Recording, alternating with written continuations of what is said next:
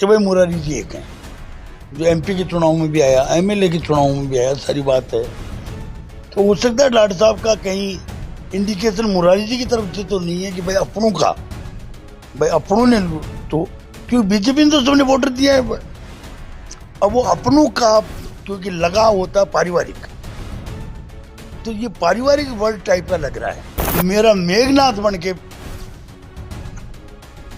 और मारा तो देखो साहब, ऐसा डॉक्टर साहब ने साधु वेश करके भिक्षा भी मांगी, तो ये तो पब्लिक है। लोगों ने आक्षेप लगा दिया कि भाई रावण भी साधु बन के भिक्षा मांगी थी और सीता को हरण कर लिया गया था। राजस्थान में 7 विधानसभा चुनाव के उपचुनाव का परिणाम आ चुका है, लेकिन सबसे ज्यादा जो चर्चित सीट रही वह है दौसा विधानसभा चुनाव का उपचुनाव। हमारे साथ कुछ शंकरलाल शर्मा हैं, पूर्व विधायक हैं और सबसे ज्यादा चर्चा इन्हीं की रही है। सर, भले ही चुनाव खत्म हो गया हो दौसा का, लेकिन शुरुआत से लेकर परिणाम तक आपकी चर्चा रही, आप कहीं दिखाई नहीं दिए पूरे चुनाव में।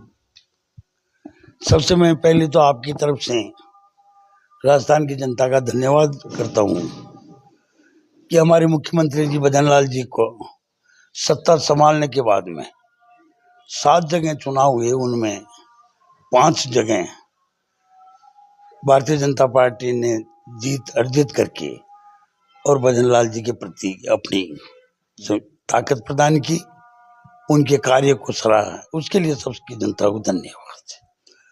जहां तक मेरी नहीं दिखाई देने का कारण था, मेरी कॉन्स्टिट्यूंसी दौसा है।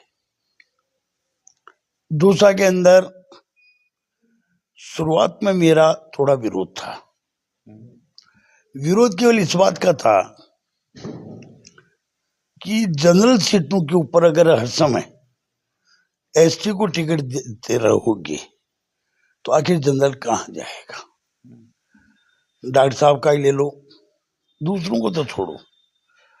डॉक्टर साहब के भतीजे को महुआ में दे दिया, डॉक्टर साहब को दौसा में दे दिया, और अब उनके भाई को और सवाई माधोपुर दे दिया, और अब उनके भाई को दौसा दे रहे हैं। क्या, लेकिन ये तो विरोध है, थोड़ा आपस में चलता रहता है।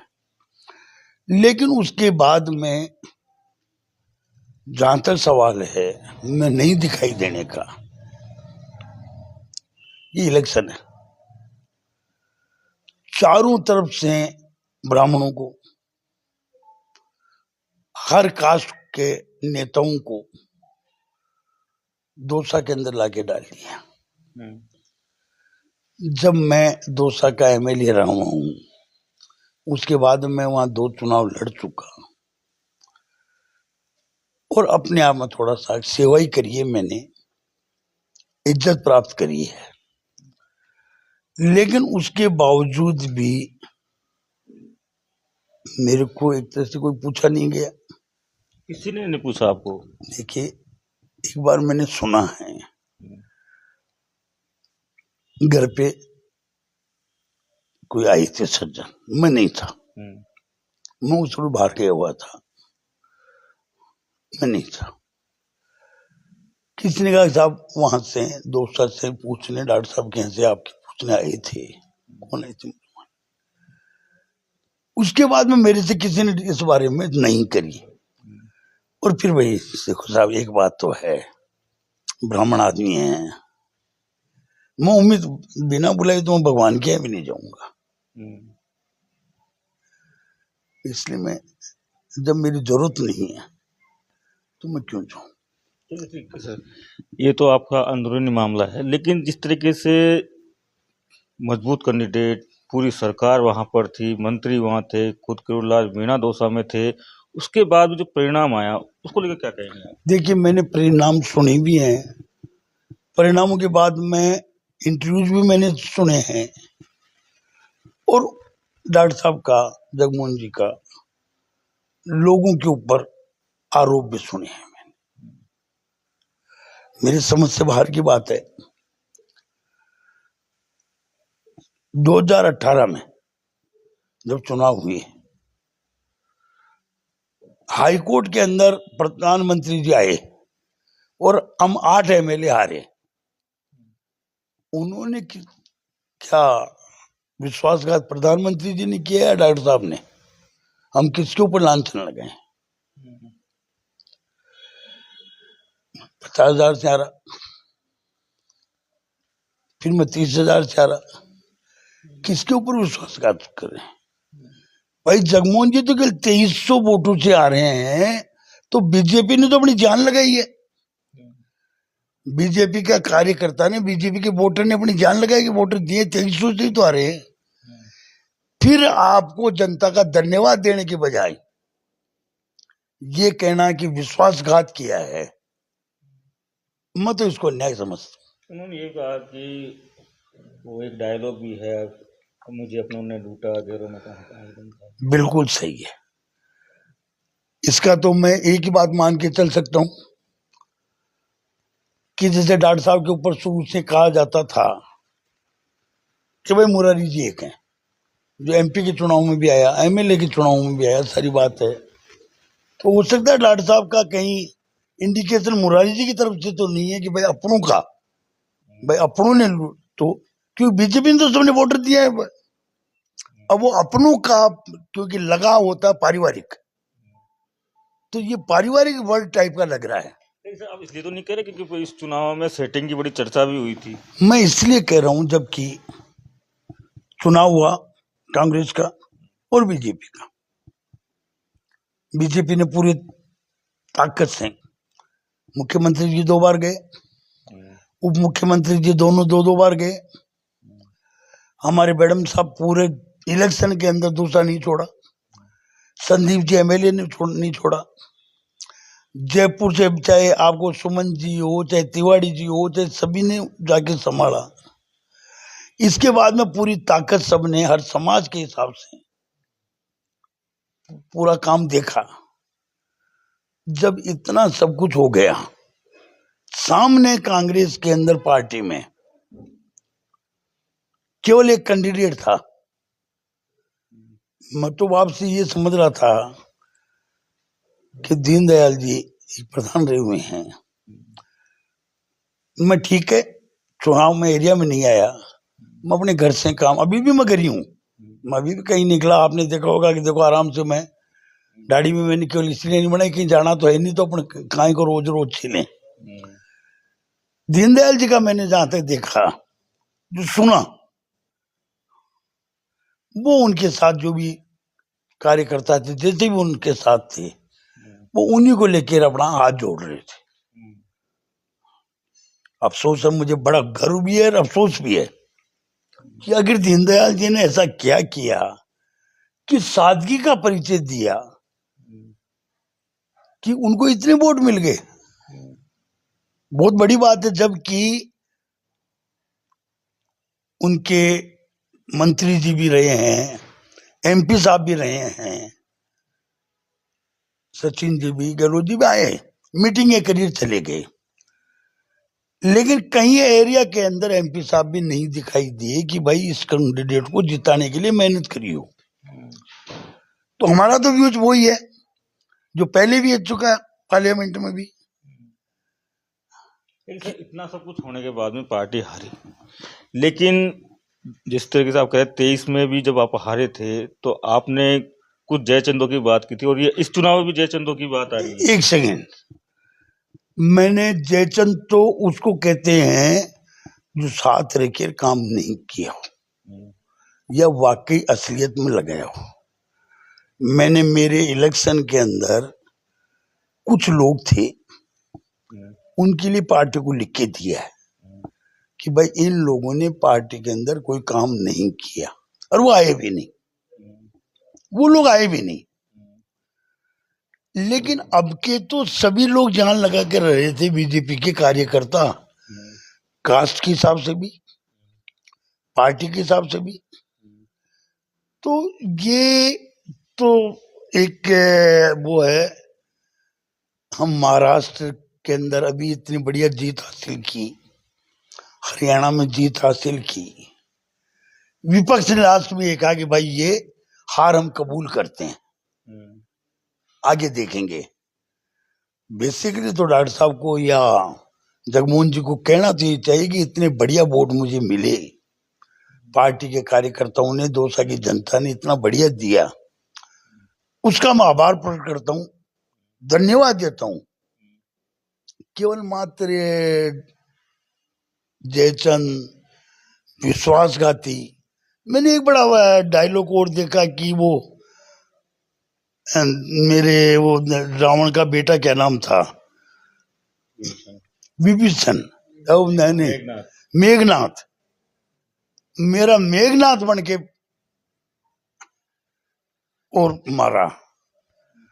तो देखो साहब, ऐसा डॉक्टर साहब ने साधु वेश करके भिक्षा भी मांगी, तो ये तो पब्लिक है। लोगों ने आक्षेप लगा दिया कि भाई रावण भी साधु बन के भिक्षा मांगी थी और सीता को हरण कर लिया गया था। वो फिर लक्ष्मण जी का आ गया, मेरा लक्ष्मण जी था भाई। और अब मेघनाथ, अब हम तो नहीं समझ पा रहे मेघनाथ कहाँ से है, कौन है, क्योंकि डॉक्टर साहब की व्यक्तिगत उसमें मैं कभी नहीं गया। लेकिन उसके बावजूद भी जिस तरीके से वो चर्चा है, आपका ऑडियो भी वायरल हुआ और जगमोहन मीणा ये कह के गए थे, आपका धन्यवाद तक गए कि शंकर लाल शर्मा ने एक एक व्यक्ति को टच किया, इसलिए आप देखिए, दौसा को उनका ये कहना कि मैंने एक एक व्यक्ति को टच किया, उसके लिए उनका आभार, और आपने देख लिया। मैं समझता हूं शायद ये जो उन्होंने वर्ड बोले हैं कि हमने, बीजेपी के कार्यकर्ता ने, मुख्यमंत्री जिसने लेकर नीचे तक के सभी कार्यकर्ताओं ने ताकत से, जो कल हमारे प्रभारी जी ने भी कहा है, 51,000 31,000 से हम 23 के ऊपर आ गए। तो भाई मैं एरिया में काम नहीं कर रहा था, तो देखो साहब कुछ भी कहो, कार्यकर्ता होता है, काम तो करेगा, वो बैठ तो नहीं सकता।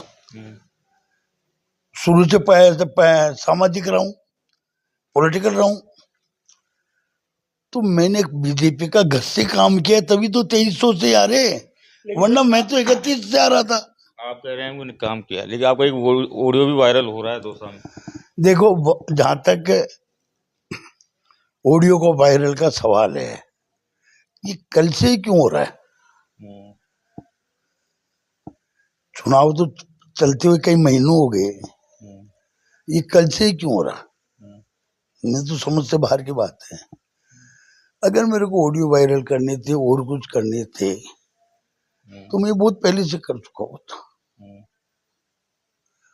ऐसा कुछ नहीं किया मैंने, जो भी कुछ है सच वो है।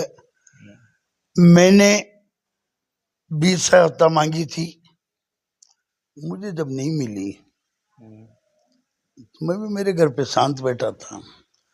और जहां तक सबसे उन्होंने मिला हूं, सबसे संपर्क किया है, व्यक्तिगत संपर्क किया है, तो ये जगमोहन जी का सोच है। भाई जगमोहन जी डॉक्टर साहब के भाई हैं। जगमोहन जी भी कह रहे हैं कि मैं सामाजिक कार्यकर्ता रहा हूं, मैं दौसा की रेगुलर सेवा करी है मैंने। आज भी 90% क्या बल्कि 100% लोग यही कहेंगे कि जगमोहन जी डॉक्टर साहब के भाई। व्यक्तिगत, पॉलिटिकली, सामाजिकली सोच उनका खुद का कहाँ है, बता दो कभी दौसा में, कहा जिला में कहीं हो तो। फिर वही आप कह रहे हैं काम किया है, लेकिन ऑडियो के लिए कह रहे हैं कि क्यों, कि राज क्या है, क्या ऐसी कोई बात हुई थी, हुई तो क्यों हुई थी? देखिए, बात होने के अंदर तो क्लियर है, मैं ओपन हूं, थोड़ा सा ओपन इसलिए हूं कि जब एमपी के चुनाव हुए तो डॉक्टर साहब ने बिड़ते ही एक लफ्ज बोला, सबसे डेमी कैंडिडेट, सबसे कमजोर कैंडिडेट अगर कोई एमपी का है तो कन्हैयालाल है। मैंने उस रोज भी, हमारे प्रभारी जी भी थे, राज्यवर्धन जी भी थे, विनय सहस्त्रबुद्धे जी भी थे, सभी हम जिलाध्यक्ष और एमएलए जी भी थे। मैंने एक ही बात कही है, वो ये ठीक नहीं है। डॉक्टर साहब ने मेरे ऊपर ये भी इल्जाम लगाया था कि मेरे को शंकर जी ने नहीं बुलाया, तब भी मैंने ओपन कहा था, मैं जब वो राजपा में थे, हम 5 सीटें जीते, बीजेपी में आए, हम 8 हार गए। एमपीएस के इलेक्शन के अंदर उन्होंने जो काम किया सबको मालूम है, जिसको जिसे उनके बारे में पूछ सकते हो क्या हुआ क्या नहीं हुआ। तब ये बात कही तो मैंने एक बात कही थी कि कन्हैयालाल जी को मैं 44 साल से जानता हूं, वो सभी जातियों को साथ लेके, 36 कौमों को साथ लेके चलने वाले आदमी है, तो मेरे हिसाब से तो कैंडिडेट सबसे बेस्ट है। लेकिन ये तो कहानियां हैं, क्योंकि चुनाव हार गई है बीजेपी तो बहुत सारी बात होगी। पूरा ऑल ओवर चुनाव का अगर मैं पूछूं कि एक लाइन में क्या उत्तर होगा, क्या सोचते हैं आप? मैं पहले ही राजस्थान की जनता को भजनलाल जी की सरकार में अपना योगदान देने के लिए, उनको उनकी कार्यशैली को समर्थन देने के लिए जो 5 सीटें जिताई है, उनको धन्यवाद देना। और दौसा की जनता ने भी, पूरी बीजेपी ने ईमानदारी से काम करके और 30,000 की जगह 2300 के अंदर लेके आई। मैं दौसा की जनता को भी बार बार धन्यवाद देता हूं कि उन्होंने बीजेपी के लिए काम किया और बीजेपी के कैंडिडेट को समर्थन दिया। अब वो हार पचाना सबका बस का रोग नहीं है।